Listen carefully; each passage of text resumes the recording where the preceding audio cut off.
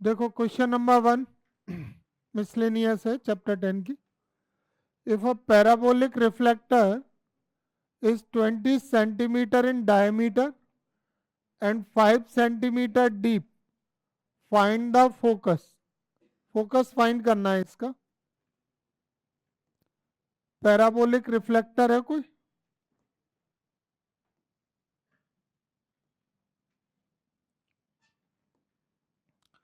तो एक हमने पैराबोलिक रिफ्लेक्टर यहाँ पे ड्रॉ कर लिया है।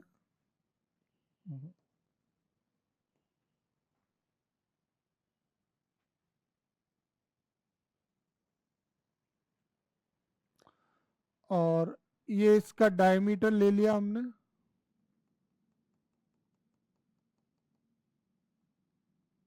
ए बी डायमीटर ले लिया। डायमीटर है तो ये परपेंडिकुलर होगा ही। डायमीटर कितना है टोटल, 20 सेंटीमीटर है ये, तो ये मिड पॉइंट नहीं हो जाएगा इसका। इसको हम एस ले लेते हैं। ये ऊपर 10 सेंटीमीटर हो गया और ये भी 10 सेंटीमीटर हो गया। इसके साथ ही इसकी डेप्थ कितनी है, ये डेप्थ 5 सेंटीमीटर है। ठीक है, पैराबोलिक शेप है ना। तो अभी हमको क्या निकालना है इसमें कि इसका फोकस क्या होगा। तो इसका जो फोकस होगा वो इस डायमीटर का और एक्सिस का इंटरसेक्शन पॉइंट होगा। ये भी कह सकते हैं कि ये फोकस जो एस है वो डायमीटर ए बी का क्या है, मिड पॉइंट। तो focus S of the parabolic reflector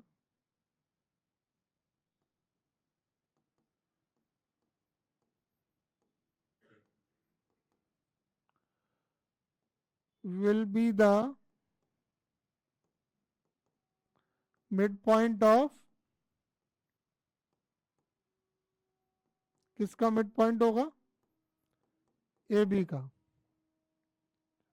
and इसके कोऑर्डिनेट बता सकते हो क्या होंगे, कोऑर्डिनेट ऑफ एस, ये 5 है ना एक्स एक्सिस पे, वाई 0 हो जाएगा। तो इसके कोऑर्डिनेट क्या हो जाएंगे, 5, 0। ठीक है, यही इसका आंसर क्वेश्चन नंबर। आगे समझ में क्लियर है कि नहीं है, करो। एक यहाँ पे चेंज हो सकता है, ये जो एस के कोऑर्डिनेट है ना, तो ये वर्टेक्स इसका ये जरूरी नहीं है कि 5 सेंटीमीटर पर हो। मतलब डेप्थ 5 सेंटीमीटर है, वर्टेक्स इसका ओरिजिन पर हो ऐसा जरूरी नहीं है। तो इसलिए कोऑर्डिनेट ऑफ एस यहाँ पे कंफर्म नहीं कह सकते हम लोग। कोऑर्डिनेट ऑफ एस तब कह सकते हैं अगर हमें ये कंफर्म हो जाता है कि वर्टेक्स इसका ओरिजिन पर है और ओरिजिन से एस तक का डिस्टेंस 5 है। ऐसे केस में हम कह सकते हैं। ठीक है, तो इसलिए यहाँ पर ये 5 सेंटीमीटर नहीं होगा। हो सकता है ये लाइन इधर से पास हो रही हो, डेप्थ 5 सेंटीमीटर हो और ये वाला फोकस का वर्टेक्स से डिस्टेंस कुछ और हो। जरूरी नहीं है कि वो डेप्थ के इक्वल हो। ठीक है, तो केवल इसका आंसर यही लिख देंगे कि फोकस एस जो होगा इसका पैराबोलिक रिफ्लेक्टर का वो क्या होगा, ए बी का मिड पॉइंट। इसके लिए तो ये ओ एस कंफर्म होना चाहिए, ओ एस कितना है, जो पैराबोलिक रिफ्लेक्टर की डेप्थ है ना, वो डेप्थ जरूरी नहीं है कि फोकस तक ही हो। ये आगे निकल कर ऐसे आगे भी जा सकता है। तो ये वाला डिस्टेंस भी हो सकता है 5, ऐसे ये यहाँ तक भी 5 हो सकता है। तो यहाँ तक 5 होगा तो फिर इसके कोऑर्डिनेट 5, 0 हो जाएंगे क्या, नहीं हो पाएंगे, ये तो पीछे रह गया। इसलिए इसके कोऑर्डिनेट कंफर्म नहीं कर सकते। ठीक है, फोकस इसका पीछे हो सकता है यहाँ पे। ये 5 सेंटीमीटर इसकी डेप्थ आगे निकल सकती है। हाँ, अगर वो ये डिस्टेंस बताते कि वर्टेक्स से फोकस का डिस्टेंस इतना है तो कोऑर्डिनेट फाइनल हो जाते। ठीक है, हो गया, नोट कर लिया। अगला क्वेश्चन नंबर 2 देखो।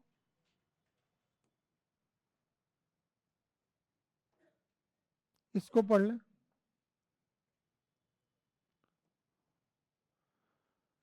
An arch is in the form of a parabola with its axis vertical है। समझना एक एक बात को जरा।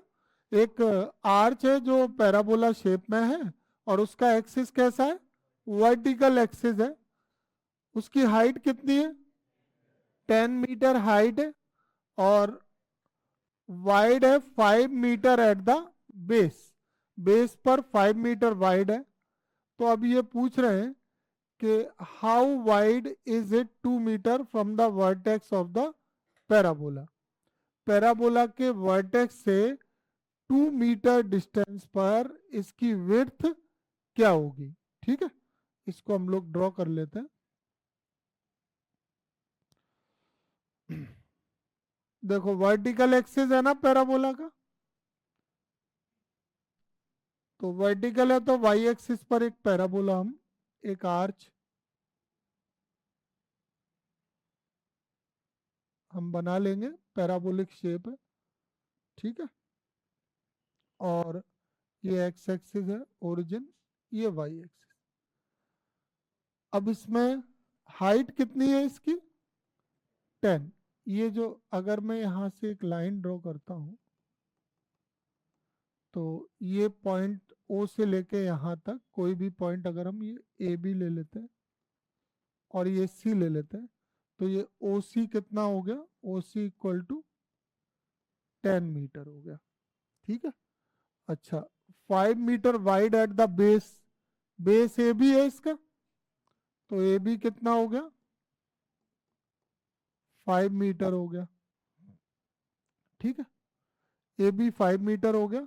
अब ये कह रहे हैं कि वर्टेक्स से 2 मीटर, तो वर्टेक्स से 2 मीटर पे मैंने पॉइंट ले लिया पी और ये ओ पी हो गया 2 मीटर।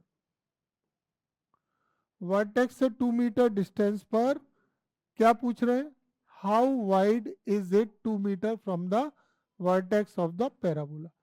वर्टेक्स से ये 2 मीटर पर कितना वाइड है, यानी मैं इसको सी हो गया तो ये विड्थ हमने ले ली डी और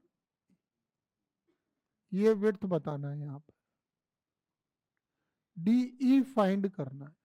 और ये ओपी कितना है, 2 मीटर है। OP equal to 2 metre, then हमें डी ई की वैल्यू फाइंड करनी है। ठीक है, ये कंप्लीट क्वेश्चन है। अब इसको हम लोग सॉल्व करें।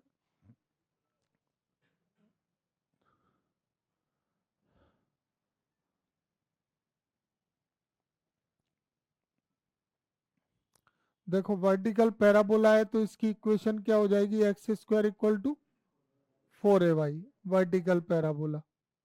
ठीक है, ए बी पूरा 5 है तो ये 5/2 हो जाएगा,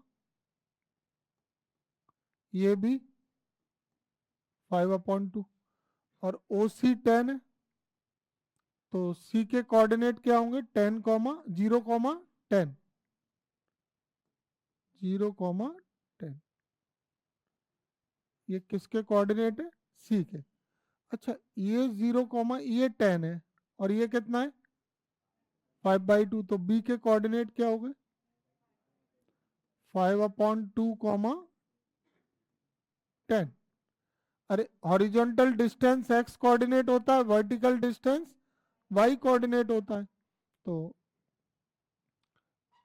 पहले ए सी के बारे में मैं बता रहा हूँ, A C equal C B equal to क्या होगा, 5/2 metre. Then coordinate of B क्या हो जाएंगे, बी के कोऑर्डिनेट क्या होगा, 5/2, 10। ठीक है, अच्छा ओपी कितना है, ओपी 2 मीटर और ये पीई को हमें डीई निकालना है, तो पीई को कोई वैल्यू ले लेते हैं अपनी तरफ से के। ठीक है, लेट पीई इक्वल टू के, देन कोऑर्डिनेट ऑफ ई क्या होंगे? कोऑर्डिनेट ऑफ ई क्या हो जाएंगे बताओ? हॉरिजॉन्टल के और वर्टिकल 2। ये ई के भी कोऑर्डिनेट हो गए के कॉमा 2। इतना समझ में आ गया? किस किस के कोऑर्डिनेट निकाल लिए हमने? बी के कोऑर्डिनेट कैसे आए? ये 5/2 और ये 10, तो इसके हो गए 5/2 10। अच्छा, ओपी 2 था, लेकिन डीई जो हमें फाइंड करना है वो नहीं पता है, तो मैंने ये पीई को क्या लेट कर लिया? के। अच्छा, पीई के है तो डीपी भी क्या होगा? के। तो डीई की टोटल लेंथ 2 के हो जाएगी। तो अगर हमको के की वैल्यू मिल जाए तो हम उसका ट्वाइस कर देंगे, डबल, तो हमको डीई मिल जाएगा। ठीक है, तो अब ये कोऑर्डिनेट दोनों मैंने निकाले हैं ना, इससे हम पैराबोला की इक्वेशन बना लेते हैं। देखो, पहले मैं लेट करता हूं, let equation of parabola whose axis is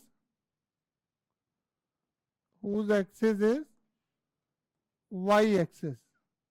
y axis है ना इसका, तो इक्वेशन क्या होगी? X square equal to 4ay।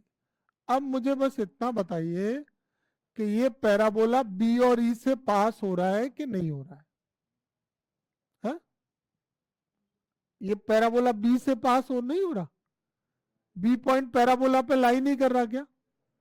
अगर ये आगे इंक्रीज कर देते हैं इसे, तो ये बी पॉइंट है, यही है, दोनों पैराबोला पे लाई कर रहे हैं, तो पैराबोला पासेस थ्रू बी, तो ये बी के कोऑर्डिनेट्स क्या करेंगे? इसको सेटिस्फाई। तो लिख देते हैं, सिंस पैराबोला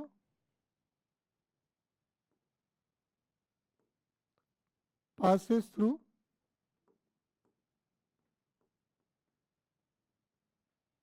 B, coordinate 5/2, 0, 5/2,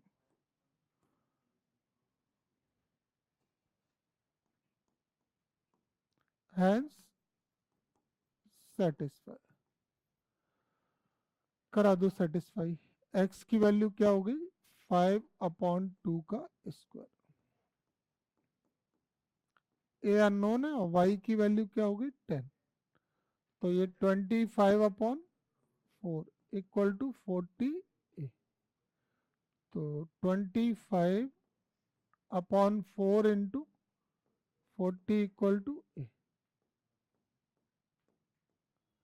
ए की वैल्यू क्या हो गई? 5/32। इस ए की वैल्यू को कहाँ रख देंगे? इक्वेशन फर्स्ट में। फर्स्ट इक्वेशन में ए की वैल्यू रखेंगे तो X square equal to 4 into 5/32 into Y. 8 को इधर ले जाओ तो पैराबोला की इक्वेशन क्या होगी? 8x स्क्वायर इक्वल टू, ये पैराबोला ई से भी तो पास हो रहा है, पैराबोला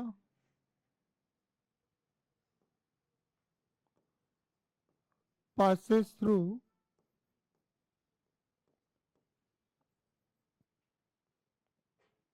ई, और ई के कोऑर्डिनेट है k,2, हैंस सेटिस्फाई। तो k,2 से सेटिस्फाई कराएंगे तो 8 इंटू एक्स की वैल्यू क्या हो जाएगी? के स्क्वायर, और वाई की वैल्यू क्या हो जाएगी? 2।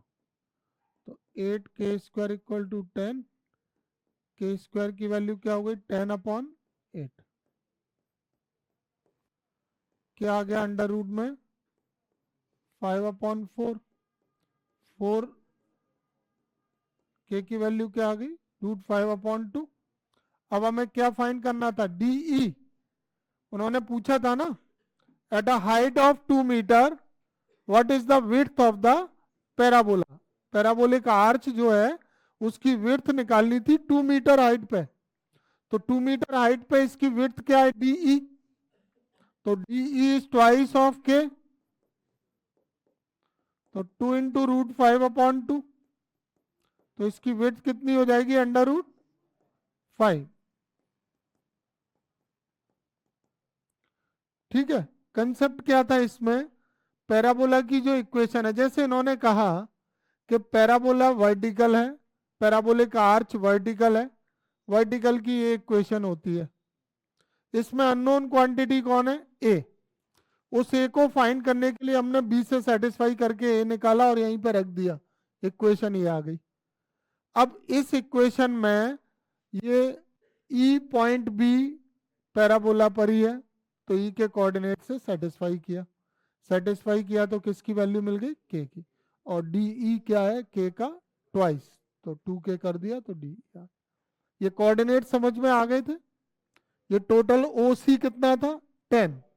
ये कितना था, हाफ हो गया था, टोटल 5 था।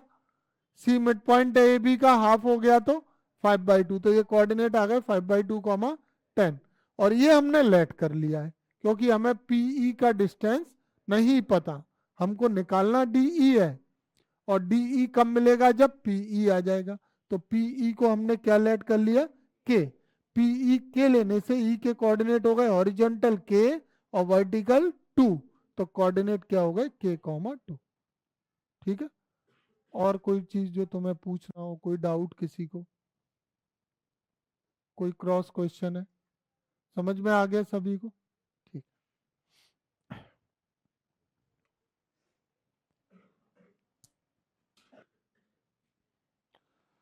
क्वेश्चन नंबर 3 में, the cable of a uniformly loaded suspension bridge hangs in the form of a parabola.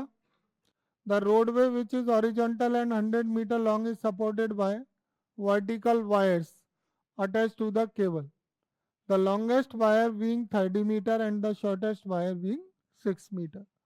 Find the length of a supporting wire attached to the roadway 18 meter from the middle. पहले तो इसको हम बनाएंगे diagram को, तो एक एक चीज को समझना होगा कि सस्पेंशन ब्रिज है, ठीक है, और पैराबोला के फॉर्म में एक एक केबल है जो यूनिफॉर्मली, सस्पेंशन ब्रिज है ना, वो यूनिफॉर्मली लोडेड है, किससे, केबल से। ठीक है। Cable of a uniformly loaded suspension bridge Hanks in the form of a parabola. तो इसका पहले हम लोग ड्रॉ कर लेते हैं फिगर। एक सस्पेंशन ब्रिज हम ले लेते हैं, मान लीजिए ये सस्पेंशन ब्रिज है, थोड़ा और नीचे ले लें, ये सस्पेंशन ब्रिज हो गया। अब इसकी जो केबल है उसके लिए हमको पैराबोलिक शेप लेना केबल के लिए, तो मैं इसमें एक्सिस और ड्रॉ कर देता हूँ। इसकी अभी हमें ज़रूरत पड़ने वाली है।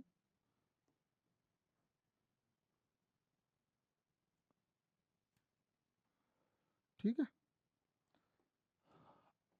अब ये हमने पैराबोलिक शेप में केबल ले ली इसकी, और ये केबल इससे अटैच्ड है वायर से, ऐसे दोनों साइड से।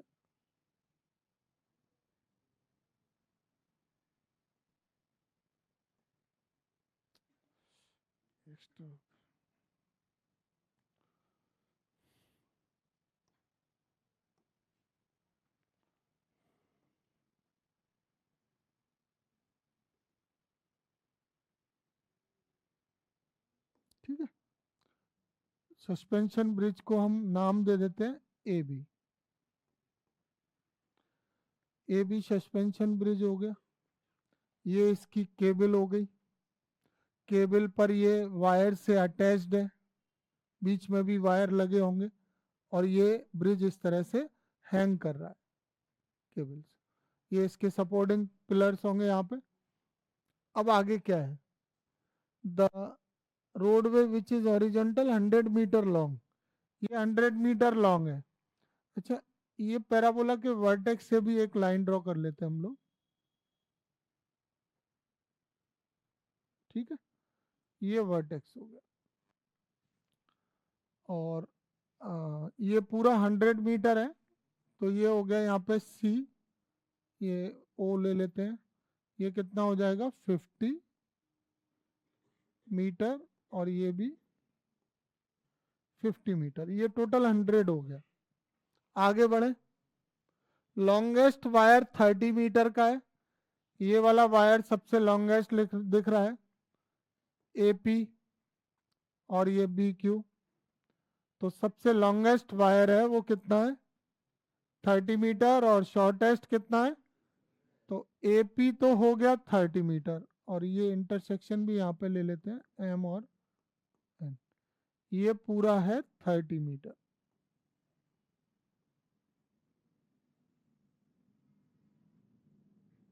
और ये शॉर्टेस्ट है OC, ये कितना है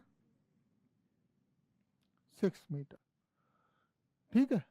और find the length of a supporting wire, एक ऐसे सपोर्टिंग वायर की लेंथ निकालना है जो रोडवे से अटैच्ड है 18 metre from the middle, middle C middle है, मिडिल से कितना 18 मीटर, यहाँ पर एक कोई सपोर्टिंग वायर इसका अटैच्ड है, ये इस तरह से, इसकी लेंथ हमको निकालनी है सपोर्टिंग वायर की। तो सपोर्टिंग वायर की लेंथ ABC हो गया है, तो ये हम ले लेते हैं D, और ये हम ले लेते हैं, ये DE निकालना है हमको, और एक यहाँ पे इंटरसेक्शन भी हो रहा है, ये ले लेते हैं F, ठीक है। फिर से समझाऊं एक बार डायग्राम, ये है क्या सस्पेंशन ब्रिज, और ये क्या है पैराबोलिक केबल, इससे ये क्या कर रहा है हैंग कर रहा है, ऐसे वायर से अटैच्ड है, बीच बीच में होंगे, वो मैंने बनाए नहीं है, फिर वो डायग्राम बहुत कंजेस्टेड हो जाएगा, तो मैंने बस ये 2 एंड जो एंड पॉइंट वाले वायर्स हैं वो शो किए, एक मिडिल वाला वायर है वो शो किया है। ये एंड पॉइंट वाले की लेंथ मैक्सिमम होगी, कितनी है 30 है, और ये मिडिल वाले की लेंथ मिनिमम होगी, ये 6 है। क्वेश्चन ये है कि सेंटर से 18 मीटर पर जो सपोर्टिंग वायर है कौन सा DE, इसकी लेंथ क्या होगी, DE की लेंथ आ जाएगी, अगर हमें DF मिल जाए, क्योंकि FE तो पहले से कितना है 6, तो अगर हमें DF मिल जाएगा तो ये टोटल लेंथ इसका 6 को इसमें ऐड करके मिल जाएगी। तो अब हमें ये DF कैसे मिलेगा, यहाँ पर DF के लिए हम लोग पहले ये पैराबोला की इक्वेशन लेट कर लेंगे, और ये OF तो उतना ही होगा जितना CE है, OF और C इक्वल होंगे ना, तो ये 18 है तो ये भी 18 हो जाएगा OF। ये सारी वैल्यू यहाँ पे पहले शो कर दें, ये ओरिजिन हो गया है, ये Y एक्सिस है यहाँ पर, ये N के साइड में जो जा रहा है ये कौन सा हो जाएगा, ये X एक्सिस हो जाएगा, X एक्सिस, और ये पॉइंट है N, ठीक है। अब मैं ये पैराबोला की इक्वेशन लेट कर रहा हूँ, और मेथड तुमको मैं बता देता हूँ, हमें DF मिल जाएगा, DF को हम क्या लेट कर लेते हैं यहाँ पे K, तो ये D के कोऑर्डिनेट क्या बनेंगे जरा बनाओ, हॉरिजॉन्टल OF कितना है 18, तो इसके कोऑर्डिनेट क्या हो गए 18, K हो गए। अगर हम पैराबोला की इक्वेशन निकाल लें और उसको ये 18, K से क्या करें सेटिस्फाई, तो हमको K की वैल्यू मिलेगी। लेकिन इसमें एक प्रॉब्लम और आएगी कि पैराबोला की इक्वेशन में A अननोन रहेगा, तो ए अननोन के लिए अब ये मैं जैसे आगे भी ड्रॉ कर रहा हूं इसको, तो ये पी के कोऑर्डिनेट बता सकते हो जिससे ए निकाल सके। पी के ये कितना है ओ एम, ये 50 है तो ओ एम भी 50 होगा। और ये कितना होगा, ये टोटल ये, हाँ क्यों 30 क्यों होगा, ओरिजिन के रेस्पेक्ट में चाहिए ना पीएम। ये 6 है ना, ये 6 नहीं है, तो ये कितना हुआ फिर 24 हुआ।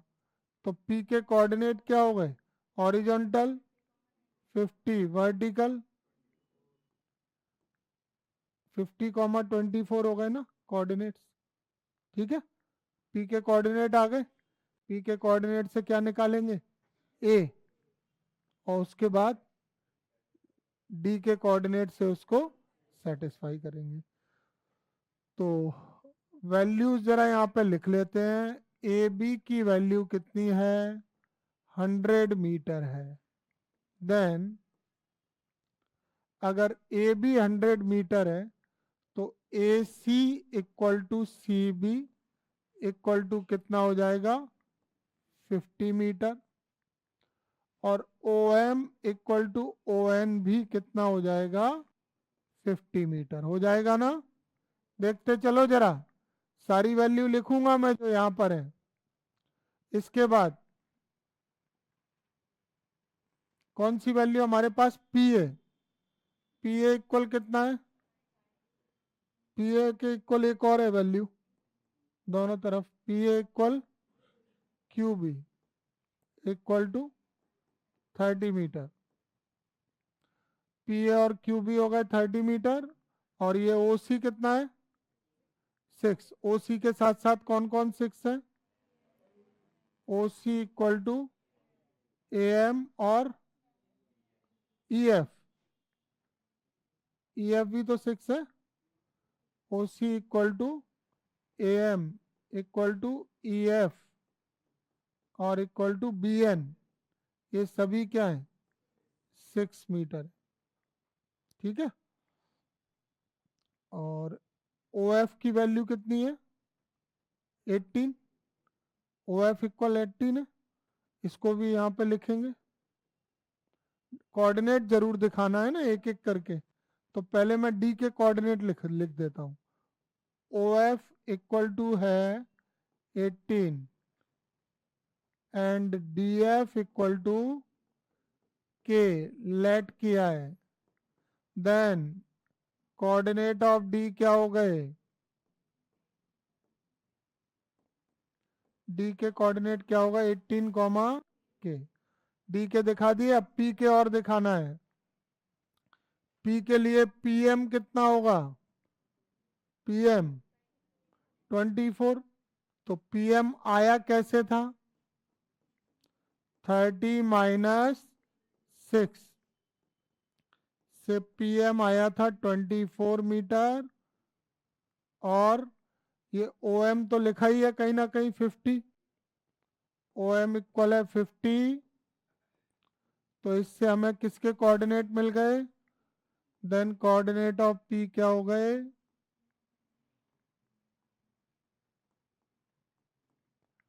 50, 24। ठीक है, कोऑर्डिनेट शो हो गए। अब हमें इक्वेशन लेट कर लेनी है पैराबोला की। Let equation of parabola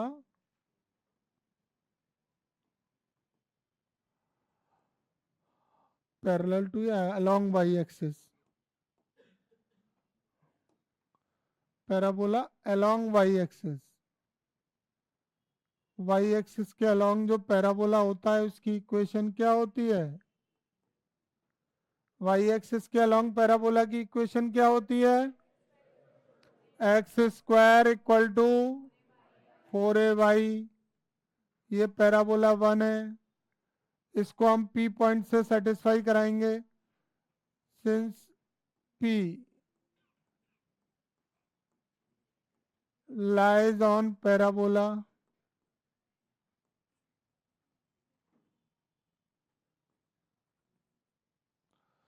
P lies on parabola, hence satisfy.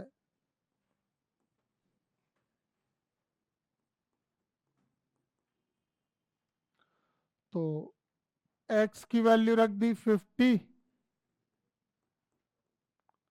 और y की वैल्यू 24। 50 इंटू 50, 4 इधर ले आए, 24 भी ले आए, इक्वल टू में बचा a। ये कैंसिल कर लें, 25 2 और फिर 2 से ये 20। तो a की वैल्यू आ गई 625/20। Put the value of a in equation first. X square equal to 4 into, देखो हर स्टेप पर नजर रखनी है। 4 इंटू ए की वैल्यू इंटू वाई, ये 6 को इधर ले आए, 625 वाई। ये पैराबोला की इक्वेशन आ गई जिसमें ए रख दिया है। अब इस पैराबोला को हम किससे सेटिस्फाई करा दें? डी से। सिंस डी कोऑर्डिनेट 18, के,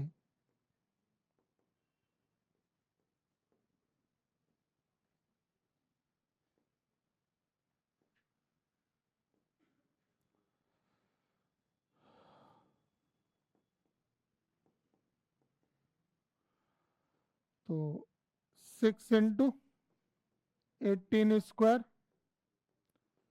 625 इंटू वाई की वैल्यू के,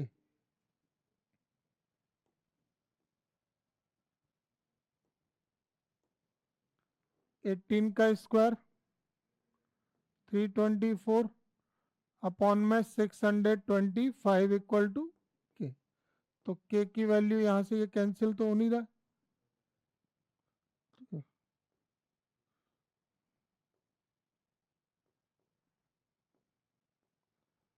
ये किसकी वैल्यू आ गई? के की वैल्यू।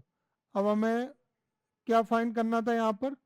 डीई, यही तो चाहिए ना।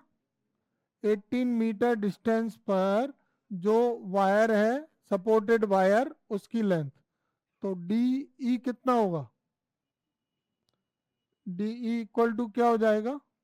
6 प्लस के।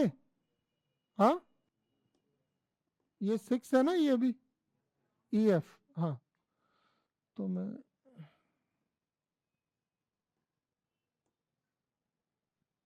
डी इक्वल टू 6 प्लस के।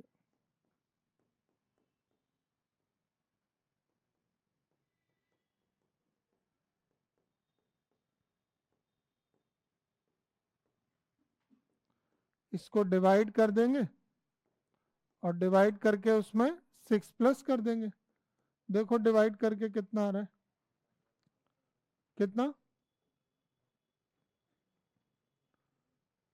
क्या आंसर क्या दे रहे हैं इसका? हाँ, 9.11। तो ये 3 पॉइंट आएगा ना, 2 पॉइंट क्यों आएगा? हाँ, तो इसका डिवाइड करके देखो ना कितना आ रहा है। 3.11 आ रहा है। तो ये सम करके आ जाएगा 9.11 मीटर। अप्रोक्सीमेट हो जाएगी ये वैल्यू, क्योंकि ये डिवाइड भी अप्रोक्सीमेट ही है।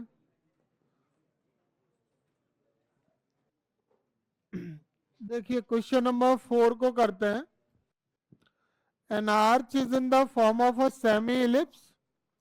It is 8 meter wide and 2 meter high at the center. Find the height of the arch at a point 1.5 meter from one end. हमको सबसे पहले एक सेमी इलिप्स बनाना है। सेमी इलिप्स बनाना है और उसमें 2 वैल्यूज हमको गिवन है। एक सेमी इलिप्स ड्रॉ कर लेते हैं। क्वेश्चन नंबर 4 का ये सॉल्यूशन है।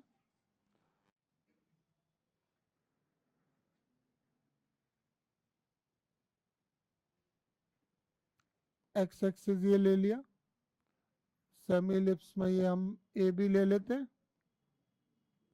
ये ओरिजिन हो गया, ये वाई एक्सिस यहाँ पे सी ले लेते हैं। अब 8 मीटर वाइड है तो ए बी की वैल्यू क्या हो गई यहाँ पे 8 मीटर। 2 मीटर हाई है, ओ सी की वैल्यू क्या होगी 2 मीटर। सेंटर पे 2 मीटर हाई है, हाइट ऑफ आर्च निकालना है at a point 1.5 metre from one end, किसी भी एक एंड से यहाँ पे 1.5 मीटर पर एक पॉइंट ले लिया P, और इस पॉइंट पे जो इस इलिप्स की हाइट है, सेमी इलिप्स की हाइट पी क्यू, ये हाइट पी क्यू निकालना है हमें यहाँ पर। तो ये पी भी कितना हो गया फिर 1.5 मीटर, और इसको हम पी क्यू को लेट कर लें, क्या लेट कर लें पी क्यू को, के लेट कर लेते हैं, ये के हो गई है वैल्यू, ठीक है। अच्छा ए बी अगर 8 है तो ओ बी कितना होगा, O A equal to O B equal to होंगे ए बी के हाफ, तो O A equal to O B equal to A B का हाफ कितना हो गया 4, ये 4 मीटर हो गया। और जो ओ ए और ओ बी की वैल्यू है वो इलिप्स के लिए ए और बी की वैल्यू होंगी कि नहीं होंगी बताओ, ए की वैल्यू क्या होगी इलिप्स की, ये पूरा मेजर एक्सिस हो गया ना ए बी, अगर ओ ए ओ बी के बिना भी करना है तो ए बी पूरा मेजर एक्सिस है कि नहीं, A B is the major axis.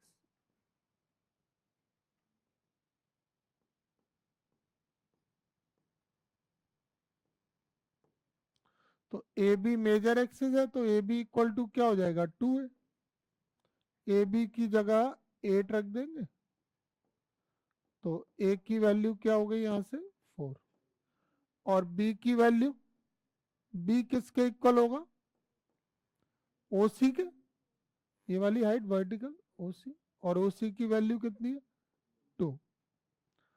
Q के कोऑर्डिनेट क्या हो जाएंगे,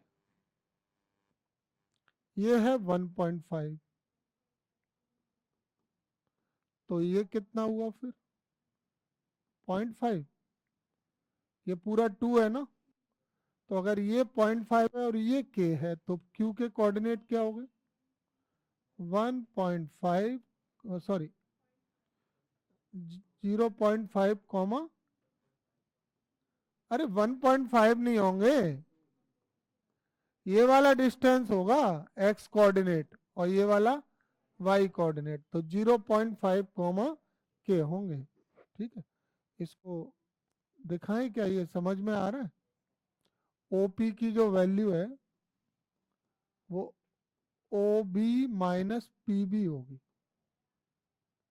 और ओ बी है आपका कितना 2 और पी बी कितना है 1.5, तो ये कितना आ गया 0.5। देयरफॉर कोऑर्डिनेट ऑफ क्यू क्या हो जाएंगे 0.5 कॉमा के, आ गए क्यू के कोऑर्डिनेट। अब मैं इक्वेशन बना रहा हूं इलिप्स की,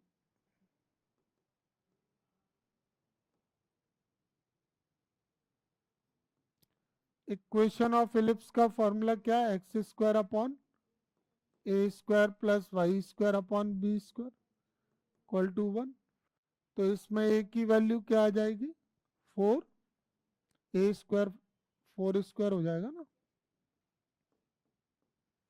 और बी की वैल्यू 2, तो ये आ गया X square upon 16 plus Y square upon 4 equal to 1, ये एलिप्स की इक्वेशन 1 आ गई। क्या ये क्यू पॉइंट इस एलिप्स पे लाई कर रहा है, तो क्यू के कोऑर्डिनेट इसको सेटिस्फाई करेंगे, उससे किसकी वैल्यू मिल जाएगी के की, और जो के की वैल्यू है वही 1.5 मीटर डिस्टेंस पे जो इसकी हाइट है वही हमको इसमें बताना था, लिखा है ना यहाँ पे, find the height of the arch at a point 1.5 metre from one end. तो ये हाइट ऑफ आर्च है कि नहीं है पी क्यू, और उसको हमने क्या लेट किया है के, तो के की वैल्यू मिल जाएगी। तो मैं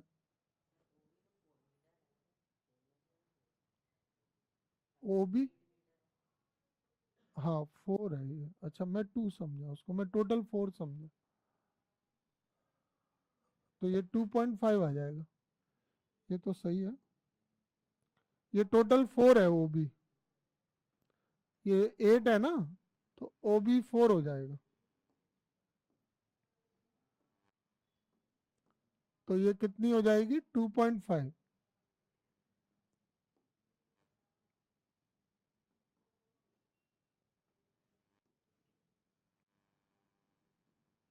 ठीक,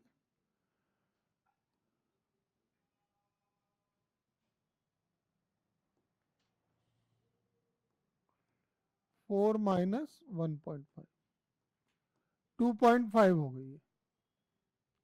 और अगर ये 2.5 हो गया तो क्यू के कोऑर्डिनेट हो गए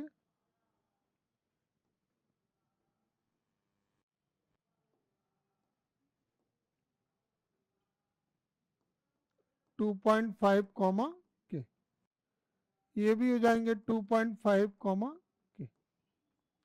अब लिख देंगे since point Q lies on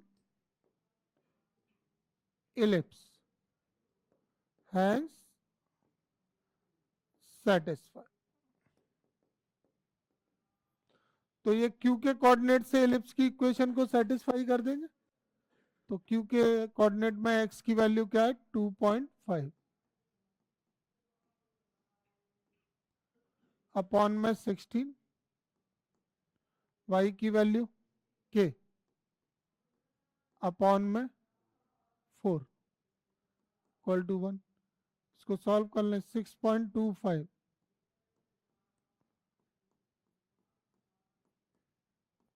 LCM क्या आ गया 16,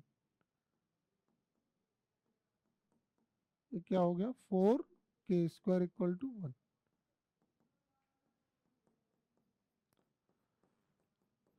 16, तो 4 k² equal to 16 minus 6.25, 4 k² equal to 9.75, k² की वैल्यू 9.75 अपॉन 4, तो अंडर रूट में 9.75 का स्क्वायर रूट निकाल लेंगे, 4 का 2 हो जाएगा, या डिवाइड कर लो चलो।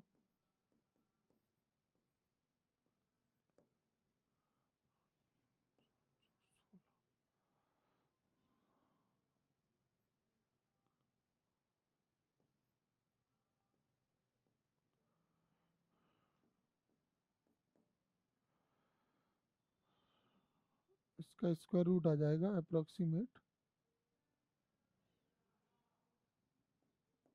1.55 के आसपास आ जाएगा, 1.55 या 1.54, ये आ जाएगा इतना मीटर। कितना आंसर दे रहे हैं? हाँ, तो अगर ये वैल्यू 5 के बाद वाली वैल्यू 5 से ग्रेटर होगी तो यहाँ पे फिर 6 हो जाएगा जैसे। ठीक, तो वो एक्यूरेट तुम इसका निकाल लेना स्क्वायर रूट, मैंने तो अप्रोक्सीमेट लिखा था उसको। तो के की वैल्यू 1.56 हो गई, और जो के की वैल्यू है वही क्या है पी क्यू, तो पी क्यू इक्वल टू के इक्वल टू 1.56 मीटर, यही हमको निकालना था। 1.5 मीटर डिस्टेंस पर जो आर्च की हाइट है ये वो आ गई। ठीक है, ये तो समझ में आ गया ना। यहाँ पे चाहो तो ये लैंग्वेज भी लिख सकते हो कि जो हाइट ऑफ आर्च है वो हमें यहाँ पे फाइंड करना है।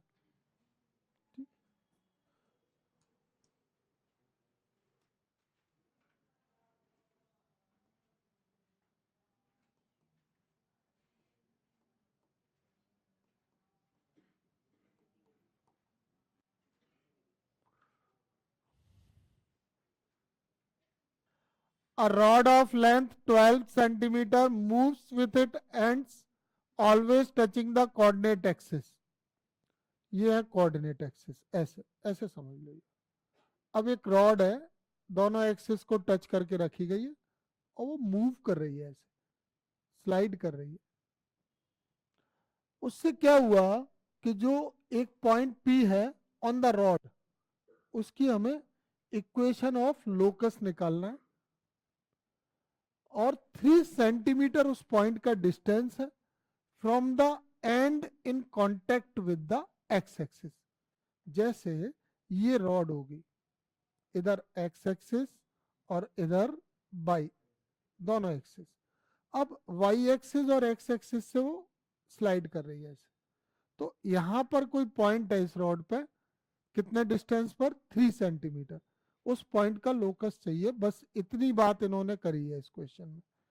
तो पहले तो मैं क्या करूं, तो मैं डायग्राम बता दूं इसका। ये एक्स और वाई एक्सिस हो गए, और ये वो रॉड है जो स्लाइड कर रही है, ठीक है। एक्स एक्सिस, ये पॉइंट हम रॉड का ए ले लेते हैं, ओरिजिन बी, और ये वाई एक्सिस और ये 90। अब इन्होंने कहा कि रॉड का जो एंड कांटेक्ट में है ना एक्स एक्सिस के, तो एक्स एक्सिस के कांटेक्ट वाला पॉइंट कौन है, ए। देखो लिखा है ना, find the equation of locus of the point P on the rod which is 3 centimetre from the and in the contact with the x axis. तो एक्स एक्सिस के कांटेक्ट में जो पॉइंट है, उस पॉइंट से 3 सेंटीमीटर डिस्टेंस पर rod पर एक पॉइंट लिया जाता है कोई P, 3 सेंटीमीटर। इस P का हमको लोकस फाइंड आउट करना है। लोकस क्या होता है, पहले बताया था एक बार कॉम्प्लेक्स नंबर में, कि जो कोई भी पॉइंट का लोकस हमको निकालना होता है, तो वो इक्वेशन होता है वेरिएबल एक्स और वाई में। हर एक लोकस की जो इक्वेशन आती है वो एक्स और वाई में आती है, और उस इक्वेशन को हम अगर बना लेते हैं जो क्वेश्चन में कंडीशन दी है उसके अकॉर्डिंग, तो उसको ही हम क्या कहते हैं, लोकस ऑफ पॉइंट। स्टूडेंट के माइंड में क्या डाउट आता है कि लोकस पता नहीं, कि आप कोई वैल्यू पूछ रहे हैं, कि कोई कोऑर्डिनेट पूछ रहे हैं, कि कुछ प्रूफ करना है, कि क्या करना है। तो जब भी लोकस आए माइंड में एक ही बात आएगी, इक्वेशन इन एक्स वाई। अब वो इक्वेशन अगर इस फॉर्म में आती है, तो इसका मतलब क्या है कि लोकस क्या है, स्ट्रेट लाइन की जनरल इक्वेशन। अगर यही इक्वेशन ऐसी कुछ आती है, तो इसका मतलब लोकस क्या है, सर्कल। इसी में इक्वेशन सॉल्व करके वाई स्क्वायर इक्वल 4ax का फॉर्म आ जाए, parabola. X square upon A square plus Y square upon B square equal 1 आ जाए। तो ऐसे अलग अलग ज्योमेट्रिकल फिगर बनेंगे। तो जो ज्योमेट्रिकल फिगर है वही क्या होता है, लोकस मतलब path, path of point. Point कैसे मूवमेंट कर रहा है, पैराबोलिक मूवमेंट कर रहा है, स्ट्रेट लाइन में कर रहा है, कैसे कर रहा है। तो जब ये स्लाइड होगी तो P मूव करेगा कि नहीं, नीचे आएगा ना। तो वो किस शेप में नीचे आएगा, वही क्या है इसका लोकस, और उसकी हमको क्या निकालनी है, इक्वेशन। इतनी बात है, ठीक है। तो अब इसमें हमें क्या करना चाहिए जिससे इक्वेशन मिल जाए। इसके लिए हमें इक्वेशन एक्स वाई में बनाना है, तो हम P के कोऑर्डिनेट ले लेते हैं एक्स और वाई, और इससे ये परपेंडिकुलर ड्रॉ कर देते हैं एक्स एक्सिस पर और वाई एक्सिस पर, PM और PN। तो ये परपेंडिकुलर जो वर्टिकल डिस्टेंस है ये किसकी वैल्यू हो जाएगा, y की। ये जो हॉरिजॉन्टल डिस्टेंस है ये किसकी वैल्यू है, हॉरिजॉन्टल वैल्यू x होती है, वर्टिकल वैल्यू y। तो अगर कोऑर्डिनेट एक्स वाई है तो ये दोनों x और y हो गए। अच्छा, रॉड की टोटल लेंथ कितनी है, 12, ये 3 है, तो इधर ये कितना हुआ, 9 सेंटीमीटर। अब एक काम करते हैं, हम ये एंगल ले लेते हैं theta. Let the rod makes angle theta with X axis, तो ये वाला एंगल भी क्या हो जाएगा, थीटा हो जाएगा, हो जाएगा। तो तुम्हें दो राइट एंगल ट्राइंगल दिखाई दे रहे होंगे, इन दोनों से कॉस थीटा साइन थीटा निकाल लेंगे, और आइडेंटिटी जो होती है ना, cos sine square theta plus cos square theta equal 1, उस आइडेंटिटी को यूज करके इक्वेशन बनाएंगे। तो पहली लाइन तो हम ये लिखेंगे, let rod A B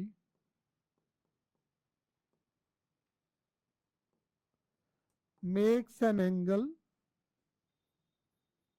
theta with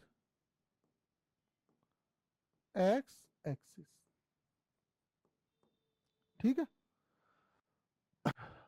अब हमें ये ट्राइंगल लेना है पी एम ए, ये राइट ट्राइंगल है, तो in triangle P M A कौन सा फॉर्मूला यूज कर लूं, देखो ये राइट ट्राइंगल है ना, परपेंडिकुलर पता है, हाइपोटेन्यूज पता है, तो P upon H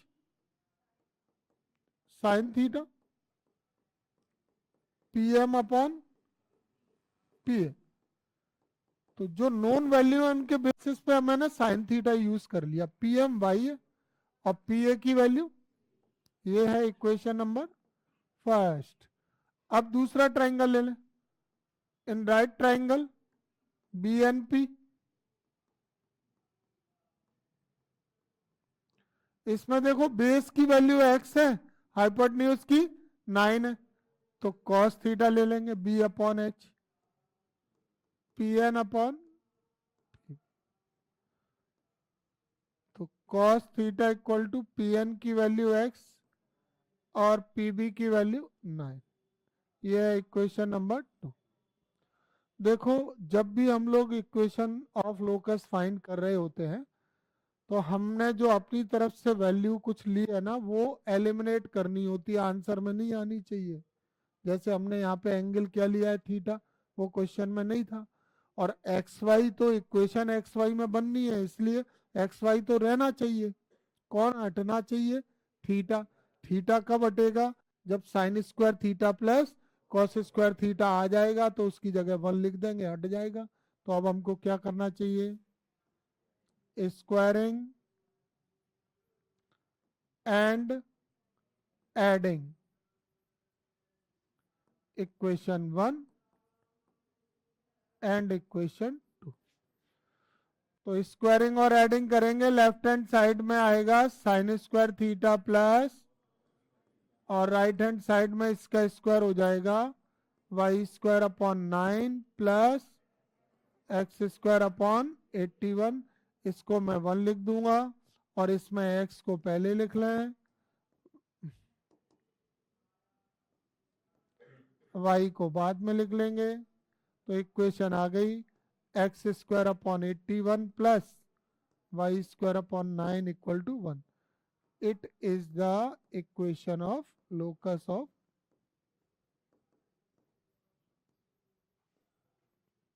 point P. और ये इक्वेशन किसको रिप्रेजेंट कर रही है बताएं, इलिप्स को, यानी जो पॉइंट है वो इलिप्टिकल शेप में नीचे आएगा, जब वो नीचे आएगा तो इलिप्टिकल शेप बनेगा इलिप्स जैसा, ठीक है। जैसे यहां तक आने में जो वो कर्व बनाएगा, अगर उस कर्व को पूरा करते हैं तो वो क्या है, इलिप्स है। क्लियर है, आ गया होगा समझ में, कर लो।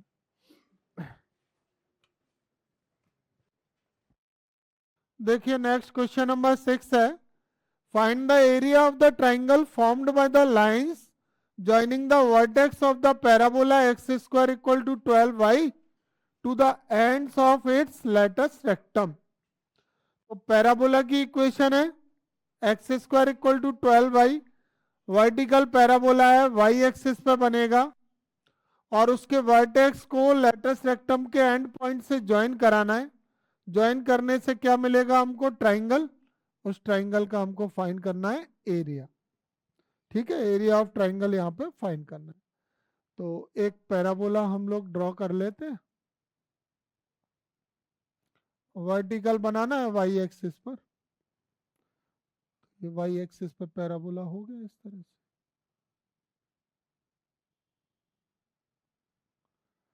अब इस पैराबोला में लेटस रेक्टम की बात हो रही है, तो latus rectum is the chord of parabola which passes through the focus, ये लेटस रेक्टम हो गया। इसका नाम जनरली हमने एल एल डैश लिया है, ये फोकस एस है, और ये वाला डिस्टेंस ए होता है। कैसे होता है ये? अभी पैराबोला की इक्वेशन है X square equal to 12y, तो इसको कंपेयर करेंगे with X square equal to 4ay। तो 4ay से कंपेयर किया तो 4a की वैल्यू क्या आ गई 12, तो a की वैल्यू क्या हो गई 3। अगर a 3 है तो ये जो OS है ना वो 3 हो जाएगा, OS इक्वल टू 3। इसके कोऑर्डिनेट 3 0 हो जाएंगे, सॉरी 0 3 होंगे, वाई एक्सिस पे x 0 होता है, तो s के कोऑर्डिनेट होगा 0,3, ये 3 है। ठीक है, अब लेंथ और निकालते हैं। लेंथ ऑफ लेटर सेक्टम का फॉर्मूला क्या है? लेंथ ऑफ लेटर सेक्टम बताओ जल्दी। 4 है,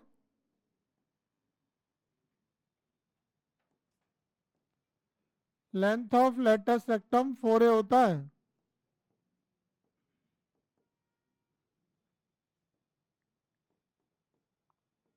फोर है, और इस डायग्राम में लेंथ ऑफ लेटर सेक्टम क्या है? L L dash. 4 इंटू ए की वैल्यू क्या है 3, तो एल एल डैश कितना हो गया 12। ये एस एल का डबल नहीं होगा, इसको 2SL लिख सकते हैं, तो एस एल की वैल्यू कितनी होगी 6, तो ये वाला डिस्टेंस कितना हो गया 6, और ये भी 6 ही होगा। तो हॉरिजॉन्टल और वर्टिकल डिस्टेंस आ गए क्या ये दोनों। अब एक ट्राइंगल बना देते हैं जो इसको ज्वाइन करेगा वर्टेक्स से। किस किस के एंड पॉइंट को ज्वाइन कर रहा है ये ट्राइंगल? एल और एल डैश। तो ट्राइंगल का नाम है OL डैश। ठीक है, ये ट्राइंगल का एरिया हमको चाहिए, आ जाएगा। बस हमें एल और एल डैश के कोऑर्डिनेट मिल जाए, क्योंकि ओरिजिन के कोऑर्डिनेट क्या है 0 0। तो ये जो मैंने वैल्यू निकाली ना OS और SL, ये इसलिए निकाली कि ये हॉरिजॉन्टल और ये वर्टिकल वैल्यूज हो गई। तो ये वैल्यू x की हो गई 6, और ये y की हो गई 3, L के कोऑर्डिनेट आ गए। ये नेगेटिव डायरेक्शन में है, तो इसमें -6 हो जाएगा, y तो पॉजिटिव है। हो गए कोऑर्डिनेट पूरे। अब ये कोऑर्डिनेट हम लेट कर लेते हैं x1 y1, x2 y2, और ये x3 y3। तो इससे हमको एरिया निकालने में आसानी रहेगी। ये SL 6 आने से और ये 3 आने से अब मैं यहाँ पर लिख पाऊंगा कि कोऑर्डिनेट ऑफ पॉइंट L यहाँ पर क्या हो गए 6,3, and coordinate of point L dash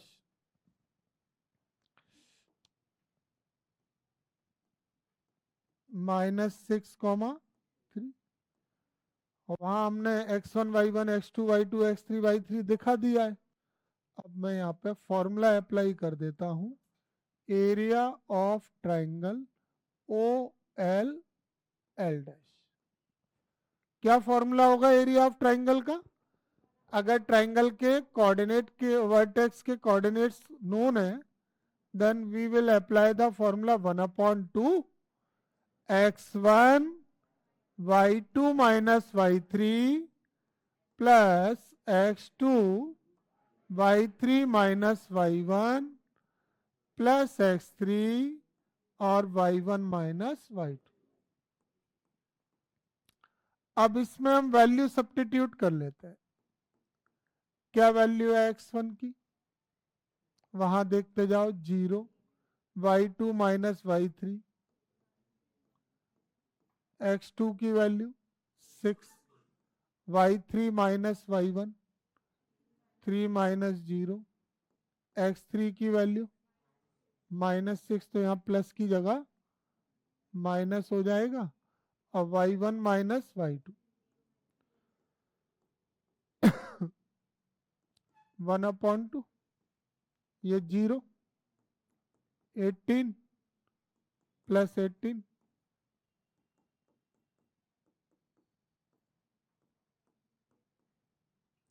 ये आ गया एरिया 18 स्क्वायर यूनिट। जब कोई यूनिट नहीं होती है तो स्क्वायर यूनिट लिख देते हैं, ठीक है। तो इस तरह से हमने एक पैराबोला के वर्टेक्स को उसके लेटस रेक्टम के एंड पॉइंट से ज्वाइन करके जो ट्राइंगल ड्रॉ हो रहा है उसका एरिया हमने फाइंड किया है इस क्वेश्चन में, ठीक है। सबको समझ में आ गया? देखिए मिसलेनियस का क्वेश्चन नंबर 7 है, इसको पहले रीड कर ले ध्यान से। क्वेश्चन क्या है कि a man running a race course note that the sum of the distances from the two flag post from him is always 10 metre. एक रेस कोर्स पर रन कर रहा है कोई पर्सन, और टू फ्लैग पोस्ट है जिससे उसका डिस्टेंस हमेशा, डिस्टेंस का जो सम है ना वो 10 मीटर रहता है। अब जो फ्लैग पोस्ट के बिटवीन डिस्टेंस है वो 8 मीटर है। तो हमें ये फाइंड करना है कि जो equation of the post traced bye the man, तो जो इक्वेशन है ना वो जो उसने ट्रेस किया होगा, पोस्ट लिखा है क्वेश्चन में कि पाथ लिखा है? पोस्ट है। तो वो पोस्ट के जो, जैसे लिखा है ना, at the sum of the distance from two flag post, तो फ्लैग पोस्ट के रेस्पेक्ट में जो उसने पाथ ट्रेस किया है उसकी इक्वेशन हमको बतानी। तो इसको हम ड्रॉ करके देख लेते हैं क्वेश्चन नंबर 7 में, जैसे ये कह रहे हैं ना उसी के अकॉर्डिंग। ये हम एक टू फ्लैग पोस्ट ले लेते हैं और इसका जो पाथ है वो जरा मैं यहाँ दिखा देता हूँ। पाथ कुछ इस तरह से ही बनेगा, तो मैं इसको पहले ही ले लेता हूँ।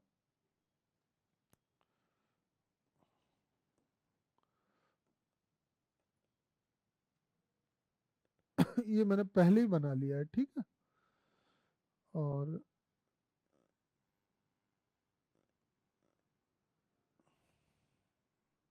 ये है फ्लैग पोस्ट दोनों,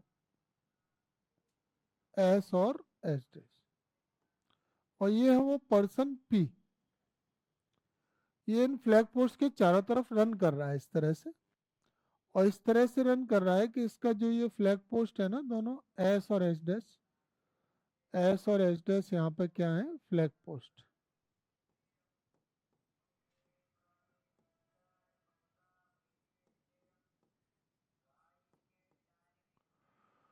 तो इसका जो ये डिस्टेंस है ना इन फ्लैग पोस्ट से, इसका सम कितना दे रहे हैं क्वेश्चन में, 10 मीटर। तो S P plus H dash P equal to क्या है, 10 मीटर, ठीक है। अब देखो, अगर कोई भी पर्सन इस तरह से मूवमेंट करता है कि उसका टू फिक्स पॉइंट से डिस्टेंस का सम कांस्टेंट वैल्यू रहता है हमेशा, तो उसका जो पाथ है वो इलिप्स होगा, इलिप्टिकल पाथ बनाएगा, वो इलिप्स का शेप बनाएगा। और अगर ये डिफरेंस है ना ये 10 होता तो वो बनाता हाइपरबोला, ठीक है। S P plus H dash P equal constant है तो इलिप्स है, और S P plus minus H dash P constant है तो वो हाइपरबोला है। तो ये इसके जो पाथ का सम है उससे हमें पता चल गया कि ये जो शेप बनाएगा वो इलिप्स का शेप होगा, ठीक है। तो देखो, S P plus H dash P equal 10 metre है, सो द पाथ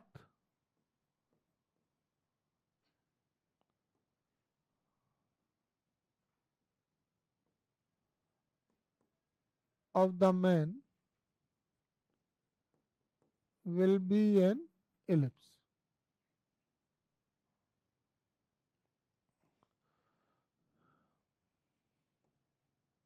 ठीक है, एलिप्स होगा उसका पाथ।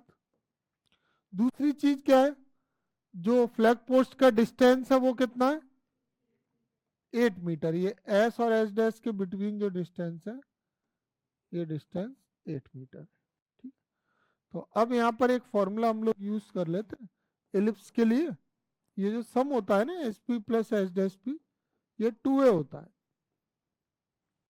तो इसकी वैल्यू 10 रख देंगे। यहाँ से 2a इक्वल टू 10 हो गया, तो a की वैल्यू 5 हो गई और a स्क्वायर की वैल्यू क्या हो गई, 25। अब जो फ्लैग पोस्ट का डिस्टेंस है, ये डिस्टेंस बिटवीन फोकी है कि नहीं है। एस एस डैश की वैल्यू कितनी है, 8, तो मैं इसको क्या लिख सकता हूँ, 2 AE। भूल गए क्या, डिस्टेंस बिटवीन फोकी क्या होता है, 2a। तो 2 इंटू ए की वैल्यू क्या है, ए की वैल्यू क्या है, 5।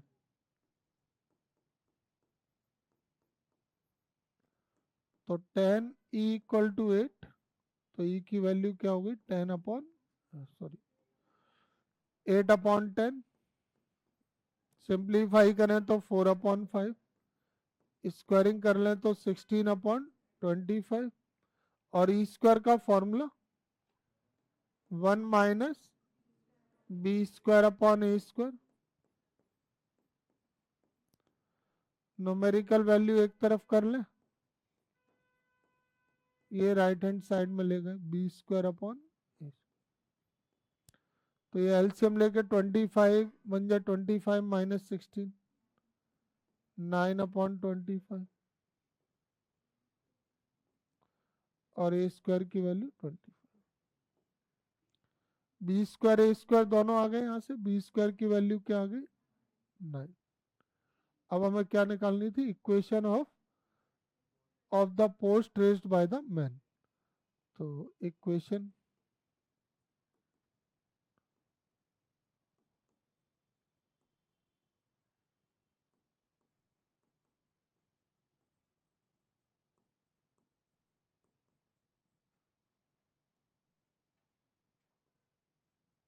क्या हो जाएगा, X square upon A square plus Y square upon B square equal to 1।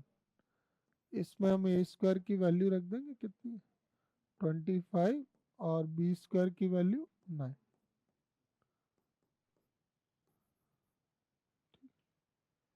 हो गया। तो यहाँ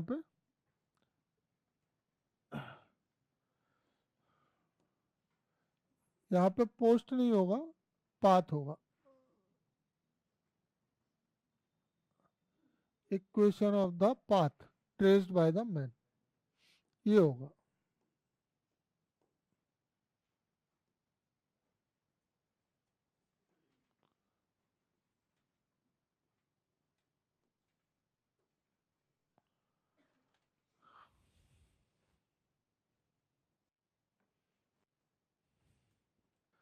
क्वेश्चन नंबर 8 है, an equilateral triangle is inscribed in the parabola y square equal to 4ax, where one vertex is at the vertex of the parabola. Find the length of the side of the triangle. तो equilateral triangle है जो parabola में inscribed है, और उसका one vertex at the vertex of parabola है। Parabola की equation क्या है, वाई स्क्वायर इक्वल 4ax। कहाँ बनता है ये पैराबोला, पॉजिटिव एक्स एक्सिस पर बनेगा। एक पैराबोला बना लेते हैं, ये हमने पैराबोला ड्रॉ कर लिया, और एक इक्विलेटरल ट्राइंगल इसमें इंस्क्राइब करवाना है, वो भी वन वर्टेक्स उसका ओरिजिन होना चाहिए, मतलब इसके वर्टेक्स पे होना चाहिए। Parabola Y square equal 4ax है,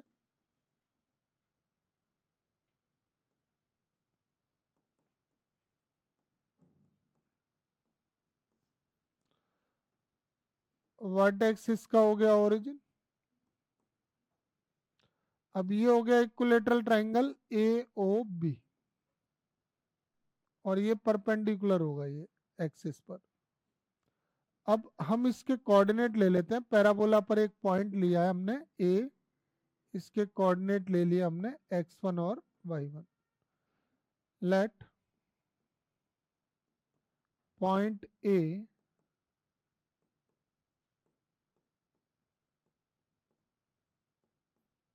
जिसके कोऑर्डिनेट x1 y1 है लाइज ऑन द पैराबोला। और अगर ये पॉइंट पैराबोला पर लाई कर रहा है तो हम सेटिस्फाई भी करा सकते हैं। सेटिस्फाई कराएंगे तो y की जगह y1 आ जाएगा और x की जगह x1 आ जाएगा। ये फर्स्ट इक्वेशन हो जाएगी। अब यहाँ पर अगर हम देखें कोऑर्डिनेट के हिसाब से तो ये हॉरिजॉन्टल जो डिस्टेंस है ना ये वाला ओ, इसको कुछ मान लेते हैं, यहाँ पे m ले लेते हैं। ये OM हो जाएगा x1 और वर्टिकल AM हो जाएगा y1। और ये y1 है तो ये भी y1 होगा, मिड पॉइंट है m। तो ये टोटल जो साइड है वो 2y1 हो गई, है ना। तो OM की वैल्यू x1 हो गई, AM की वैल्यू y1 हो गई। Since AB equal to twice of AM है तो ये 2y1 हो गया। और अगर AB 2y1 है तो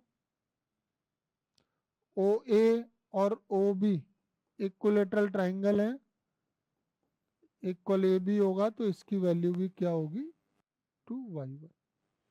ये भी 2y1 हो गया। अब इस राइट ट्राइंगल AMO में हम लोग पाइथागोरस थ्योरम अप्लाई कर देंगे। तो इन राइट ट्राइंगल AMO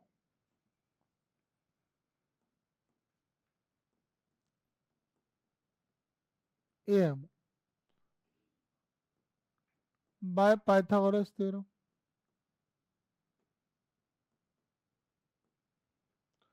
तो इसमें पाइथागोरस थ्योरम से क्या हो जाएगा OA square equal to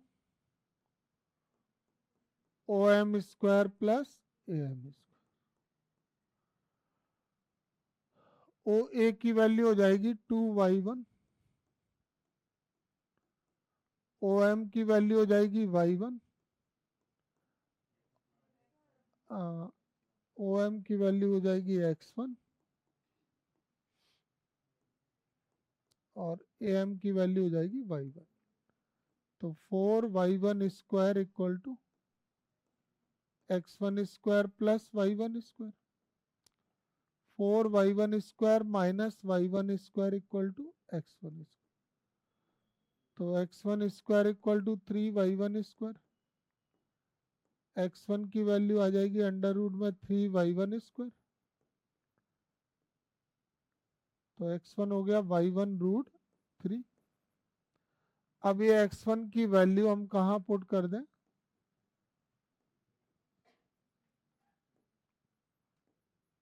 in equation first. तो y1 square equal to 4a into x1 की वैल्यू y1 रूट 3। LHS में ले आएंगे y1 square minus 4a y1 root 3 equal to 0। y1 common ले लेंगे तो y1 minus 4a root 3। y1 यहाँ 0 तो होगा नहीं क्योंकि ये डिस्टेंस 0 नहीं होगा इक्विलेटरल ट्राइंगल में AM, साइड 0 थोड़ी ना हो जाएगी, तो ये 0 नहीं हो सकता। y1 0 नहीं हो सकता तो फिर y1 माइनस 4a रूट 3 0 होगा डेफिनेटली, तभी दोनों का प्रोडक्ट 0 आएगा। इससे y1 की वैल्यू क्या हो जाएगी 4a रूट 3। अब length of side of equilateral triangle क्या है, नहीं पता।